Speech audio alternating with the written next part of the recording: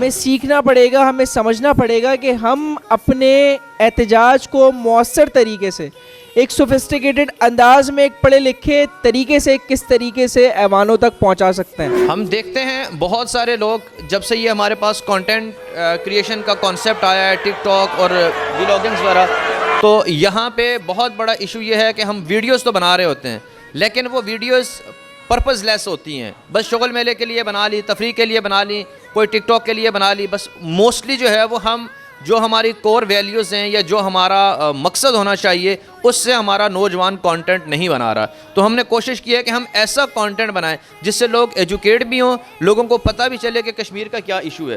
یہ وہ شہرگ ہے جس پر کئی دن کرفیو لگا رہتا ہے لیکن کشمیری قوم بنیادی حقوق سے محروم رہتی ہے.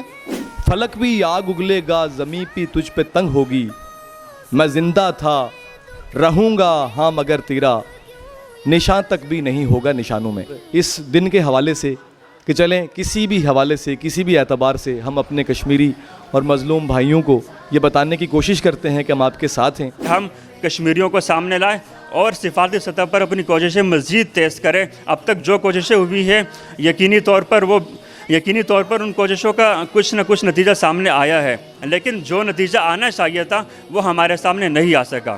تو ہم جتنی بھی چیزیں بنائیں, ڈاکیومنٹریز بنائیں, چیزیں بنائیں, انفارچونیٹلی ظلم دنیا نے دیکھ لیا ہے بٹ وہ اس پہ کچھ کر نہیں رہے. تو اگر ہم وہاں کی کشمیر سے پازیٹیوٹی دنیا کو دکھائیں, دنیا کو کنیکٹ کریں. پاکستان وادی کشمیر کو, مقبوضہ جموں کشمیر کو اپنا سمجھتا, اور جب آپ کسی کو اپنا سمجھتے ہیں تو آپ نے اس اپنے کی بار بار بات کرنی.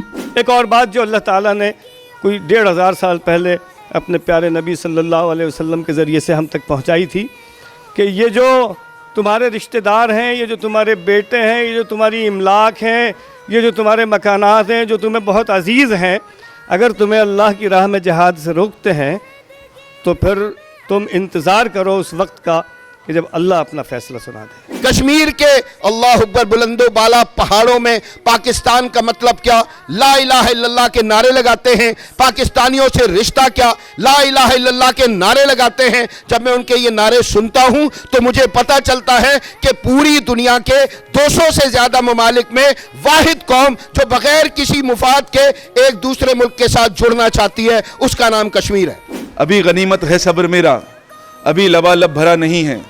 وہ مجھ کو مردہ سمجھ رہے ہیں, انہیں کہو میں مرا نہیں ہوں. وہ کہہ رہے ہیں کہ چند دنوں میں مٹا کے رکھ دیں گے نسل میری, ہے ان کی فطرت ڈرا رہے ہیں, ہے میری عادت ڈرا نہیں ہوں.